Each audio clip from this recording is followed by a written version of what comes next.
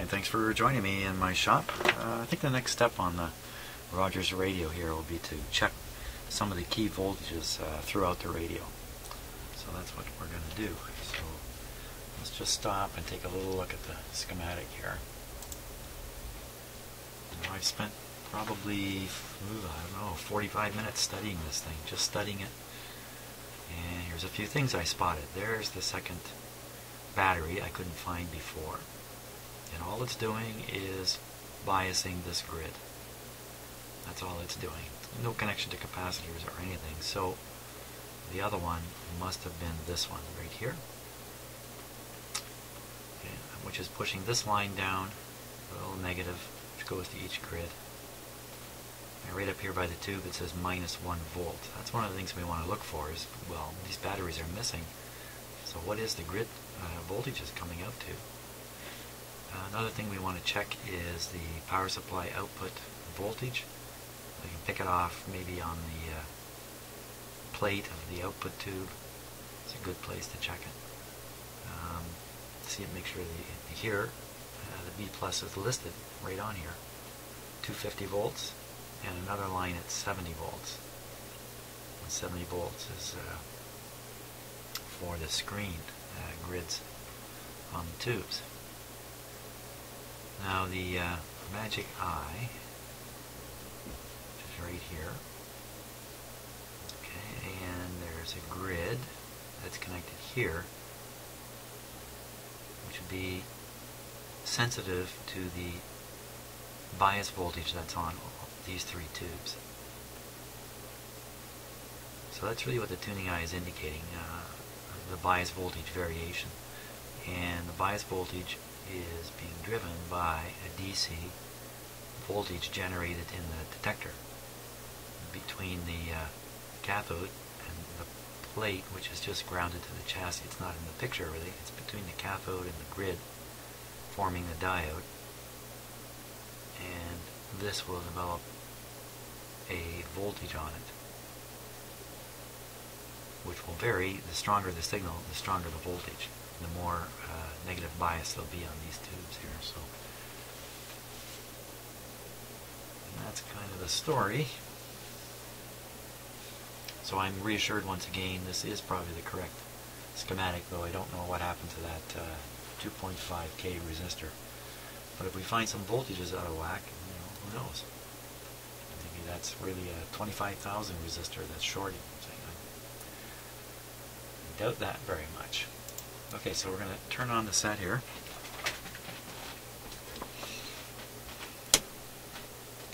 Everything looks safe, ready to go. And you can see that neon bulb going there.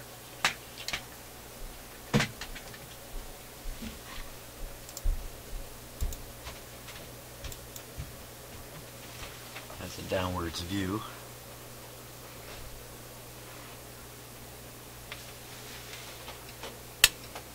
There, you can really see that neon bulb now. It's big. Okay, where are we at? Huh. It's a great radio. Every time you turn it on, it's got something playing.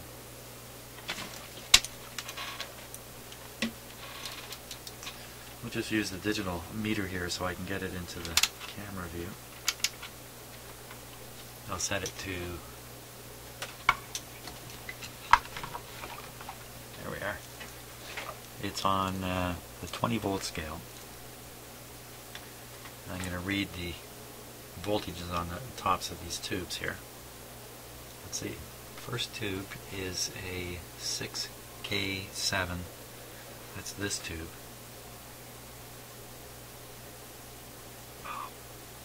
Yeah, that's this tube. Expecting a negative voltage. See what we get.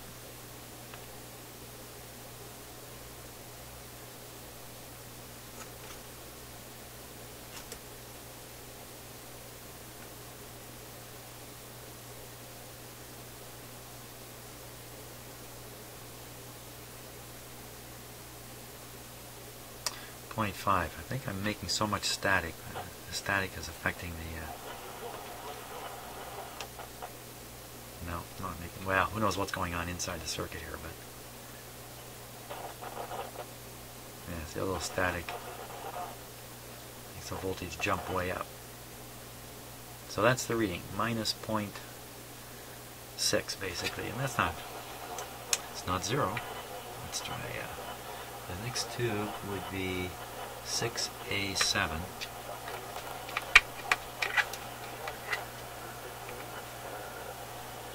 6A8 written here.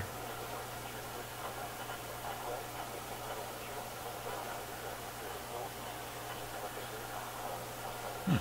6K7, 6A8. There's no 6A8. It's what it is. It's a 6A8 tube here. Wow. Do a little research and see what the story is there, but on the signal on the schematic, it's a 6A7.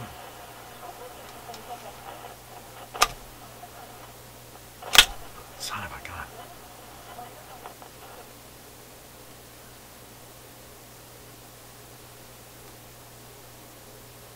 I should watch what I'm doing. But minus 0.5.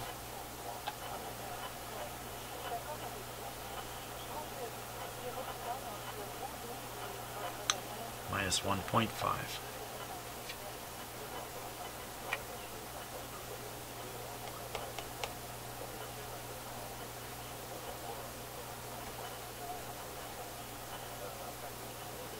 It's got nothing on it there. That tube, 6F5.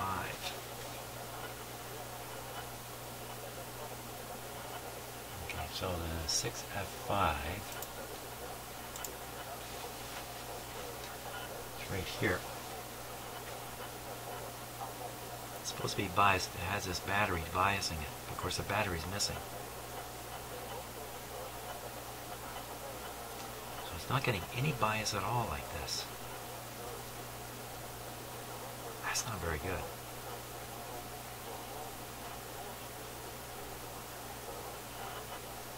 What happened if you stick a watch battery in there?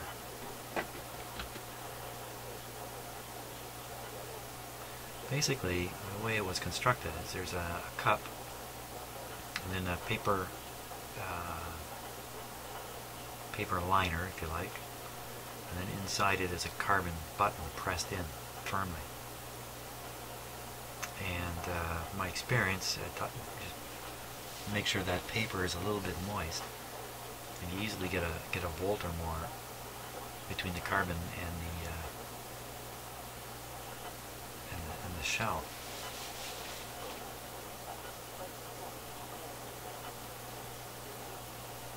I don't know what to do there. I suppose I could say, if I'm not hearing any kind of distortion, not to worry about it at all.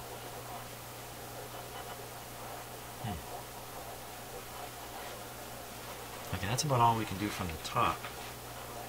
So I have to stand this on its side. I think I'm just going to get that ready. There. Okay, I think we're all set here. Turn the volume down. Power on. So the first thing we're going to check is the B+. That comes up on these big filter capacitors here.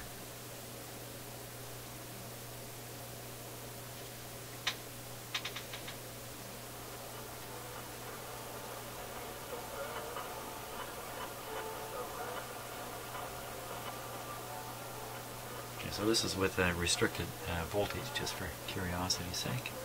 Restricted supply voltage.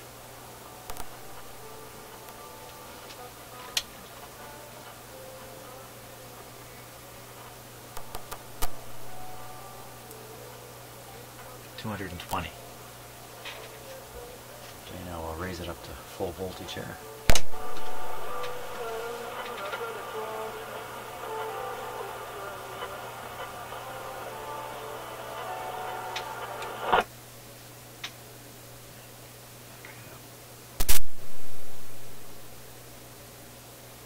$287. what does it say it's supposed to be?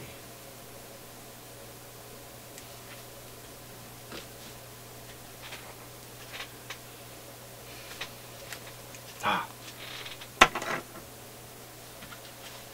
Oh, there it is. Couldn't spot my magnifier here. I needed to read this thing, it's so small. 250. Yeah, it should be 250, but I'm getting actually a higher voltage now. The supply voltage is 125 volts.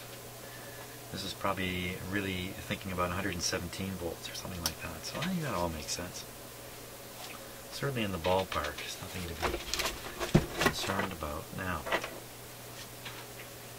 Next thing we'll take a look at actually is plate voltage, grid voltage on the output tube, and that's pin number .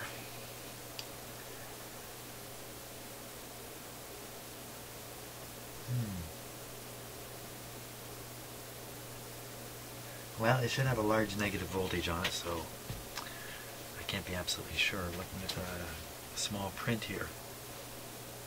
So the output tube, let's go take a look here. There's the towering output tube right here. So that's the output tube right there. Okay, now I gotta put this meter over here so it's in my field of view too.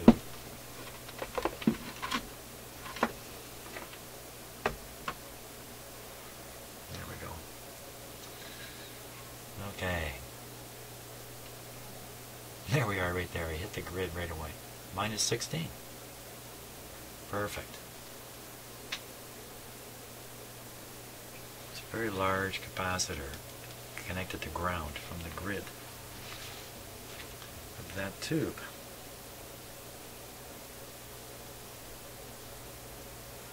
There's no such component here on the schematic. This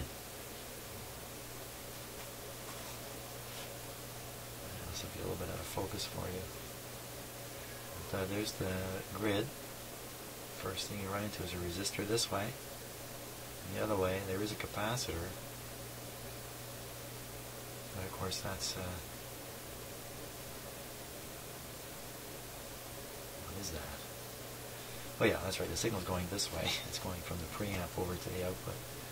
So that's the plate with the signal on it. It gets through the blocking capacitors into the grid. And that's good.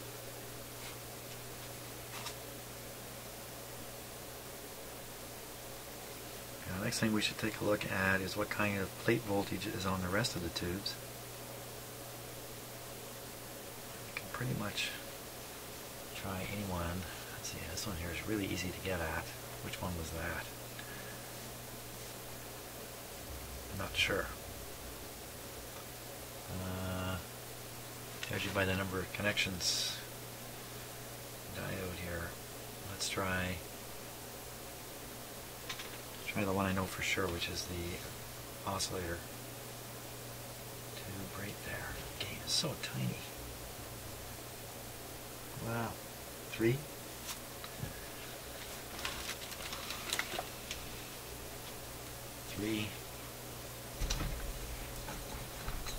Light. 1, 2, 3. 229. Expect on the plate.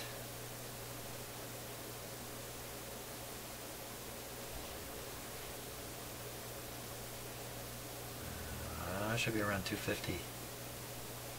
See, through a resistor. No, it's good. 70 volts on pin number 4. 1, 2, 3. 1, 2, 3, 4. 70 volts, look at that. It's working good. Grid voltages for those tubes. Picking off the grid line here. Where's it easy to pick off? Right off of this battery. Okay, so that's this one here. So it's right here. Wow. There's no grid bias on these tubes. No grid bias on these tubes.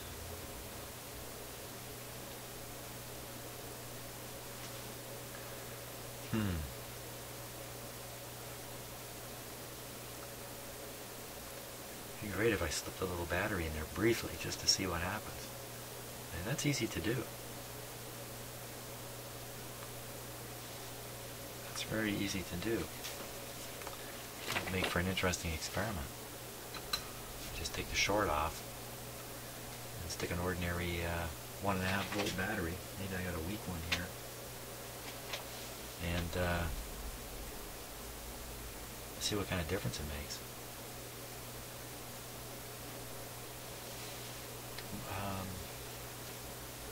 And what does it sound like anyway?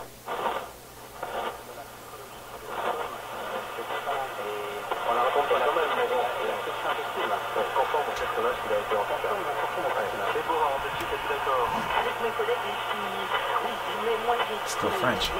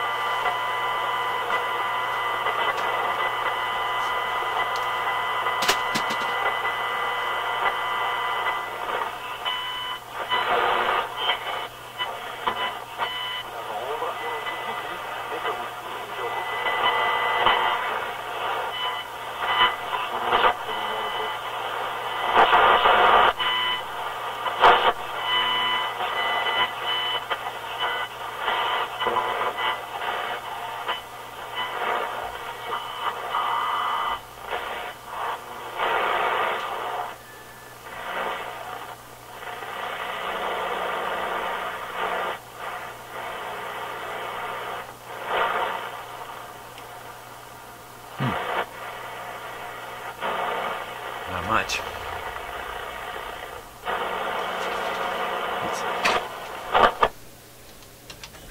I want a nice, clear signal that can really raise the volume, and maybe with someone talking and hear what it sounds like.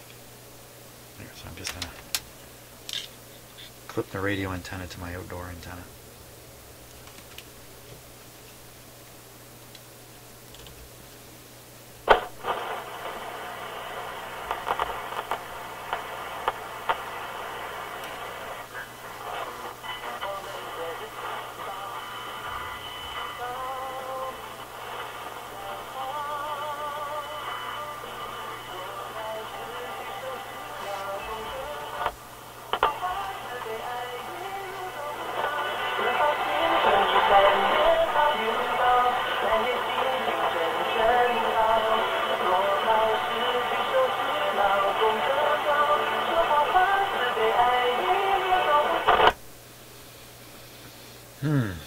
See if I can find something a lot stronger yet.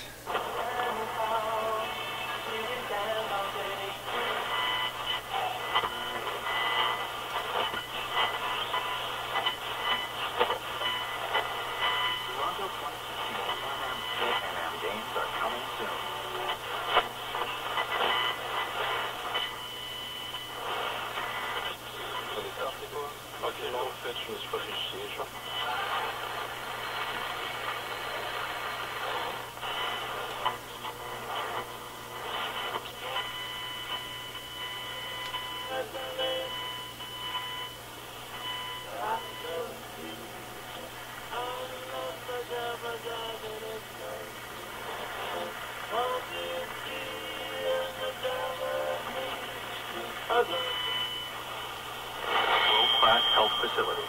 Call 416-658-2001 or visit pplcare.ca and donate to your... The diploma. 100. The job. The wedding. The promotion. The charity work. The house. Breaking 90. The kids. The cottage. In recognition of everything you do in life, it's time to consider something for you and the game you love. Your name on a Club Link member card. You've always loved the game as part of your life. A life well played. Make it your time by visiting clublink.ca. Club Link. One membership. More golf. With AM 640 Cottage Country Traffic, here's Carl Hawking.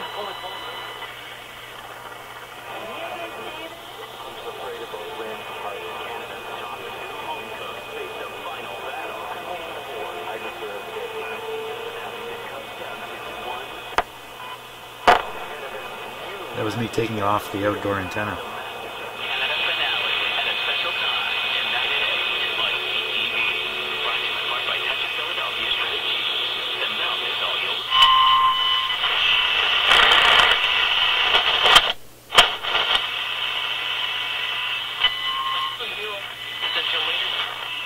Right now, looking at 25 degrees, and Oshawa is overcast and 23.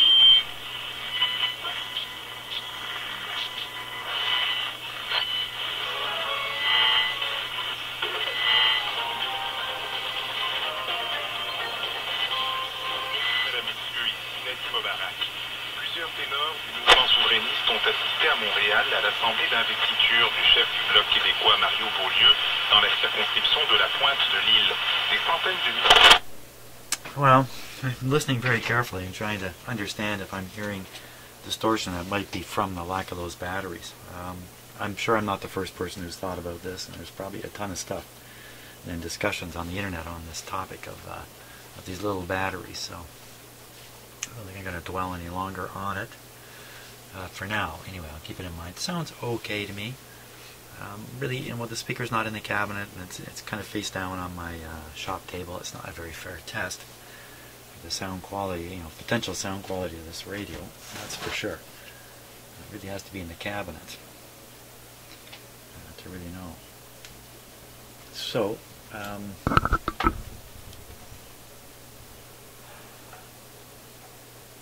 what are we left with now? I think we're pretty much ready to start the alignment process on it. I think that's really the next move.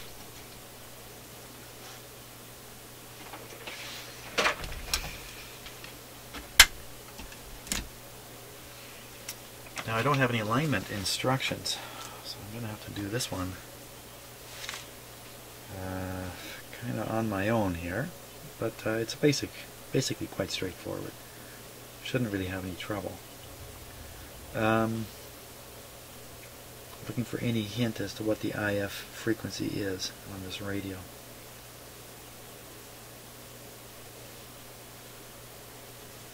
.456.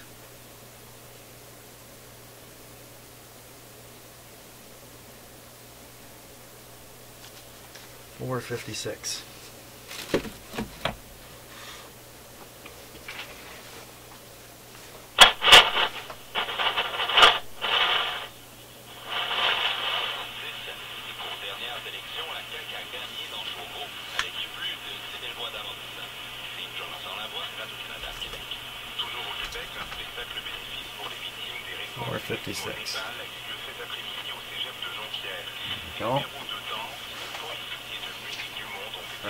Oh, I got to do something with that signal, don't I? Oh, that's a good question.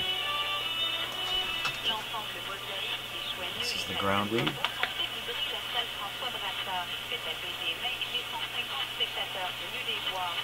And just clip it onto a wire.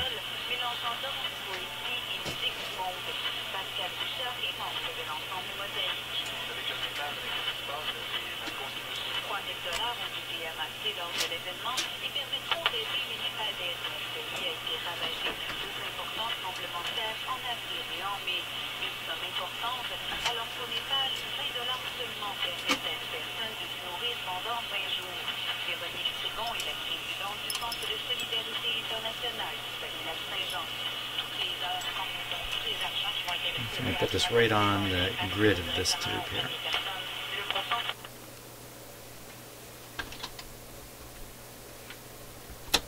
Let's knock it right out.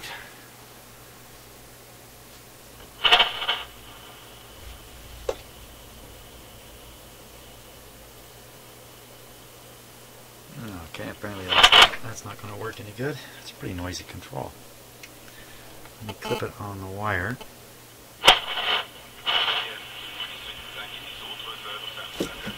Okay, I should do it on the oscillator.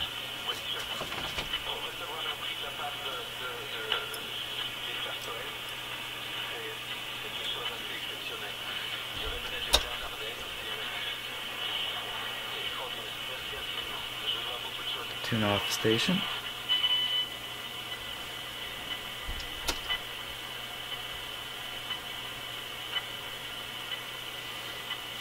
Okay, try.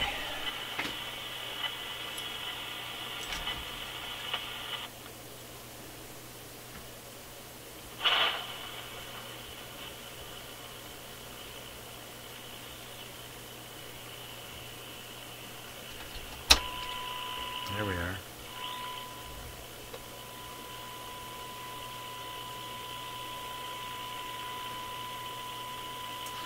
There we go, 456.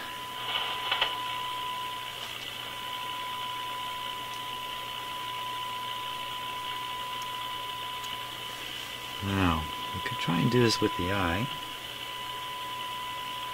If I just set a camera up on it. Okay, let's try that.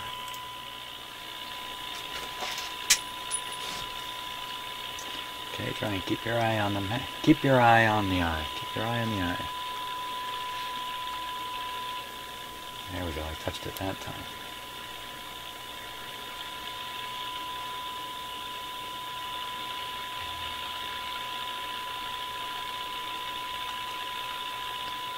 Try the other one here. Yeah, a little bit.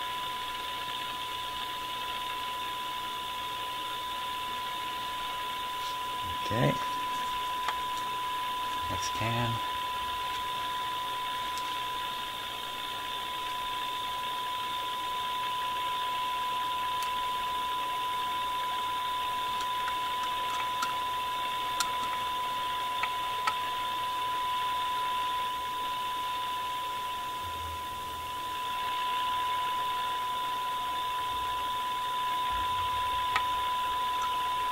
Okay, last adjustment here.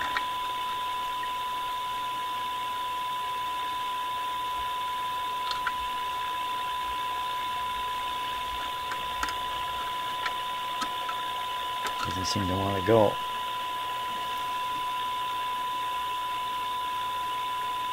There it goes.